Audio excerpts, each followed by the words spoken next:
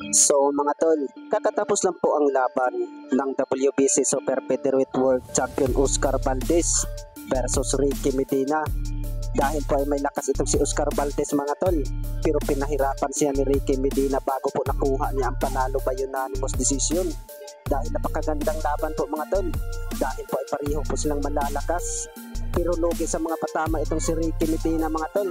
Samantala ay pagdating po sa round 8 mga tol, ay napakasulit po ang mga patama po ni Ricky Medina. Buti na lang mga tol, ay may sagot din itong si Oscar Valdez, kaya nakuha po ang panalo kay Oscar Valdez. Bukod dyan, dahil sa panalo po ni Oscar Valdez mga tol, ay may kartada itong 32 wins, 24 knockouts at may 3 talo. At si Richard Medina mga tol, ay bumagsak na po ang kartada ng 16 wins, 9 knockouts at may 3 ng talo.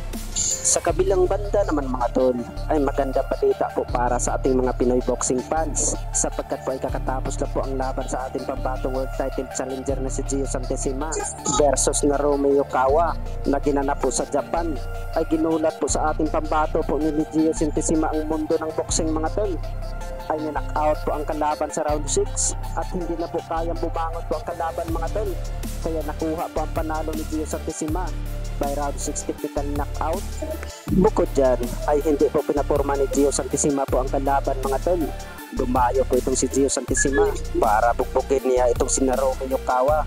Dahil po sa panalo po ni Gio Santissima mga tol, ay may kartada itong 25 wins, 21 knockouts at 8 losses.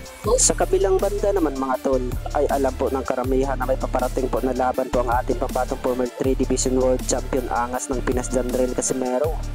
Ay puspusan na po ang pag-iinsayo po ng Angas ng Pinas. Bukod dyan, ay nakita po natin sa Cuadro Alas It's My Boy Facebook page at sinabi po ng Angas ng Pinas Jandrel Casimero mga tol na malapit na po i-update nila kung sino po ang makakalaban po ng Angas ng Pinas.